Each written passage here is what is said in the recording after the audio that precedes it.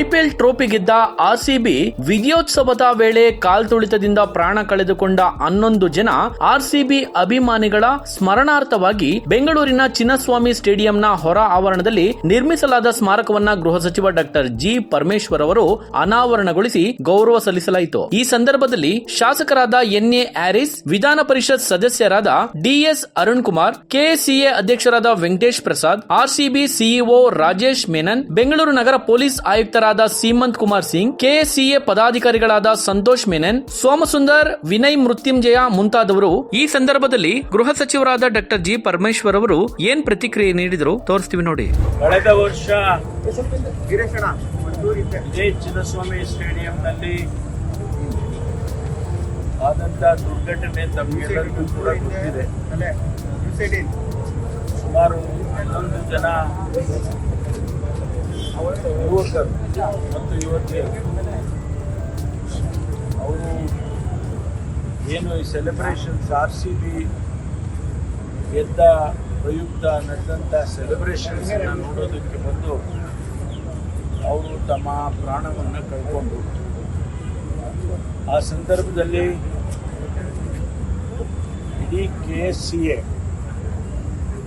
ಆಮೇಲೆ ಸರ್ಕಾರ ದೇಶದ ಮತ್ತು ಅಂತಾರಾಷ್ಟ್ರೀಯ ಟೀಕೆ ಟಿಪ್ಪಣಿಗಳಿಗೆ ಒಳಗಾಗಿತ್ತು. ಸರ್ಕಾರ ಮಧ್ಯಪ್ರವೇಶ ಮಾಡಿ ಅನೇಕ ಕ್ರಮಗಳನ್ನು ಕೂಡ ತಗೊಳ್ತು. ಆ ಸತ್ತಂತ ಯುವಕ ಯುವತಿಯರ ಕುಟುಂಬದವರಿಗೆ ಸರ್ಕಾರ, ಮುಖ್ಯಮಂತ್ರಿಗಳು, ಉಪಮುಖ್ಯಮಂತ್ರಿಗಳು ಮತ್ತು ನಾವೆಲ್ಲರೂ ಕೂಡ ಸಾಂತ್ವನವನ್ನು ಹೇಳಿದ್ವಿ. ಆ ಸಂದರ್ಭದಲ್ಲಿ ಕರ್ನಾಟಕ ಸ್ಟೇಟ್ ಕ್ರಿಕೆಟ್ ಅಸೋಸಿಯೇಷನ್ ಅವರು ಕೂಡ ಸಂತಾಪವನ್ನು ಸೂಚನೆ ಮಾಡಿದರು. ಆರ್ಸಿಬಿ ಅವರು ಕೂಡ ಸಂತಾಪ ಸೂಚನೆ ಮಾಡಿದರು. ಇದು ಒಂದು ದುರ್ಘಟನೆ, ಆಗಬಾರ್ದಾಗಿತ್ತು, ಆಗಿದೆ. ಆ ಸಂದರ್ಭದಲ್ಲಿ ಸರ್ಕಾರ ಏನೆಲ್ಲ ಲ್ಯಾಪ್ಸಸ್ಗಳಾಗಿತ್ತು ಅದನ್ನು ತಿಳ್ಕೊಳ್ಬೇಕು, ಸರಿಪಡಿಸಬೇಕು ಮುಂದೆ ಅಂತೇಳಿ ಜಸ್ಟಿಸ್ ಪುನಃ ಅವರನ್ನು ಆ ಕಮಿಷನ್ನ ನೇಮಕ ಮಾಡಿ ಅವರು ಒಂದು ವರದಿಯನ್ನು ಕೊಟ್ಟಿದ್ದಾರೆ. ಆ ವರದಿಯ ಪ್ರಕಾರ ನಾವು ಸರ್ಕಾರದಲ್ಲಿ ಚರ್ಚೆ ಮಾಡಿ ಈ ಎಲ್ಲ ಏಜೆನ್ಸಿಯವರನ್ನು ಮಾತನಾಡಿ ಏನು ಜಸ್ಟಿಸ್ ಪುನಃ ಅವರ ವರದಿಯ ಪ್ರಕಾರ ರೆಕಮೆಂಡೇಶನ್ಸ್ ಮಾಡಿದ್ರು ಅದನ್ನು ನೀವೆಲ್ಲರೂ ಕೂಡ ಮಾಡಬೇಕು, ನೀವು ಕೆಸಿ ಅವರು ಅಂತೇಳಿ ನಾವು ಸೂಚನೆಯನ್ನು ಕೊಟ್ಟಿದ್ದೇವೆ.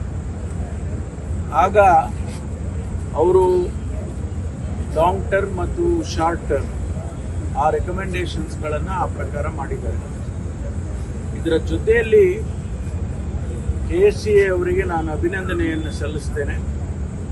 ಅವರು ಇವತ್ತು ಆ 11 ಜನರ ನೆನಪಿಗಾಗಿ ಒಂದು ಸ್ಮಾರಕವನ್ನು ಇಲ್ಲಿ ಏರ್ಪಾಡು ಮಾಡಿದ್ದಾರೆ.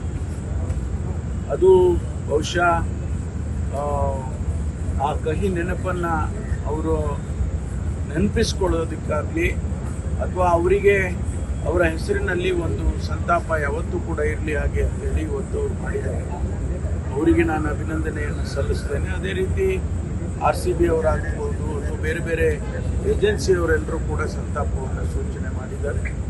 ಇವತ್ತು ಒಂದು ಸರಳವಾದಂಥ ಈ ಒಂದು ಏನು ಸಭೆಯಲ್ಲಿ ಇವತ್ತು ನಾವು ಸಂತಾಪ ಸೂಚನೆಯನ್ನು ಮಾಡಿದ್ದೇವೆ. ತೀರ್ಮಾನ ಮಾಡಿರುವ ಹಾಗೆ 28ನೇ ತಾರೀಕು ಏನು ಮ್ಯಾಚ್ಗಳನ್ನು ಆಡೋದಕ್ಕೆ ಅನುವು ಮಾಡಿಕೊಂಡಿದೆ ಸರ್ಕಾರ. ಮತ್ತು ಏನೆಲ್ಲ ಕರೆಕ್ಷನ್ಸ್ ಮಾಡಬೇಕಾಗಿತ್ತು ಅದೆಲ್ಲವನ್ನು ಕೂಡ ಅವರು ಮಾಡಿದ್ದಾರೆ. ನಮ್ಮ ಪೊಲೀಸ್ ಇಲಾಖೆ ಇರ್ಬೋದು ಅಥವಾ BBMP ಇರ್ಬೋದು, ನಮ್ಮ ಸಮಿತಿ ಏನು ಮಾಡಿದ್ದು ಅವರಿಗೆ ತೃಪ್ತಿಯನ್ನು ತಂದಿದೆ. ಹಾಗಾಗಿ ಮುಂದೆ ಬರ್ತಕ್ಕಂಥ 28ನೇ ತಾರೀಕು ನಡೆಯುವಂಥ ಇನಾಗಿರಲ್ ಮ್ಯಾಚ್ಗೆ ಏನೆಲ್ಲ ತಯಾರಿ ಮಾಡ್ಕೋಬೇಕು ಪೊಲೀಸ್ನವರು ಮಾಡ್ಕೊಂಡಿದ್ದಾರೆ ಮತ್ತು KCNವರು ಮಾಡ್ಕೊಂಡಿದ್ದಾರೆ, RCB ಅವರು ಮಾಡ್ಕೊಂಡಿದ್ದಾರೆ ಅಂತೇಳಿ ನಾನು ಭಾವಿಸ್ಕೊಳ್ತೇನೆ. ಅದೇ ರೀತಿ ಯಾವುದೇ ಘಟನೆ ಮುಂದೆ ಮರುಕಳಿಸಿದಾಗೆ ನೋಡ್ಕೊಳ್ಬೇಕು ಅಂತೇಳಿ ನಾವೆಲ್ಲ ಆಗಲೇ ಸೂಚನೆಯನ್ನು ಕೊಟ್ಟಿದ್ದೇವೆ. ಅದಕ್ಕೆ ಅವರು ಕೂಡ ಒಪ್ಪಿದ್ದಾರೆ. ಹಾಗಾಗಿ ಇವತ್ತು ಒಂದು ಆ ನೆನಪಿನ ಕಾರ್ಯಕ್ರಮವನ್ನು ಅವ್ರು ಮಾಡಿದ್ದಾರೆ. ಅದಕ್ಕಾಗಿ ನಾನು ಮತ್ತೊಂದು ಬಾರಿ ನಮ್ಮ ಅಧ್ಯಕ್ಷರು, ನೂತನ ಅಧ್ಯಕ್ಷರು, ಅವರೇ ಕ್ರಿಕೆಟ್ನ ಕ್ರೀಡಾಪಟು, ಅವರು ಅಂತಾರಾಷ್ಟ್ರೀಯ ಮಟ್ಟದಲ್ಲಿ ಆಡಿರ್ತಕ್ಕಂಥವ್ರು ನಮ್ಮ ವೆಂಕಟೇಶ್ ಪ್ರಸಾದ್ ಅವರ ನೇತೃತ್ವದಲ್ಲಿರ್ತಕ್ಕಂಥ ಈ ಟೀಮ್ ಏನಿದೆ ಅವರಿಗೆ ಒಂದು ಸವಾಲಿದೆ. ನಾವು ಇನ್ನೂ ಚೆನ್ನಾಗಿ ಮಾಡಬೇಕು, ಈ ಅಸೋಸಿಯೇಷನನ್ನು ಇನ್ನೂ ಶಕ್ತಿಯುತವಾಗಿ ಮಾಡಬೇಕು ಮತ್ತು ಹೆಚ್ಚೆಚ್ಚು ಇಂಟರ್ನ್ಯಾಷನಲ್ ಮ್ಯಾಚಸ್ಗಳನ್ನು ಆಡಿಸಬೇಕು ಮತ್ತು ಕರ್ನಾಟಕದಲ್ಲಿ ಕ್ರಿಕೆಟ್ ಕ್ರೀಡೆಯನ್ನು ಇನ್ನೂ ಹೆಚ್ಚು ರೀತಿಯಲ್ಲಿ ಯುವಕರ ಹತ್ರ ತೆಗೆದುಕೊಂಡು ಹೋಗಬೇಕು. ಎಲ್ಲೂ ಕೂಡ ಸ್ಟೇಡಿಯಂಗಳನ್ನು ಮಾಡಿ ಅವರಿಗೆ ಪ್ರಮೋಟ್ ಮಾಡಬೇಕು ಅಂತೇಳಿ ಮಾಡ್ತಿದ್ದಾರೆ. ಹಾಗಾಗಿ ಅವರಿಗೂ ನಾನು ವೆಂಕಟೇಶ್ ಪ್ರಸಾದ್ ಮತ್ತು ಅವರ ತಂಡದವರಿಗೆ ಶುಭವನ್ನು ಕೊಡ್ತೇನೆ.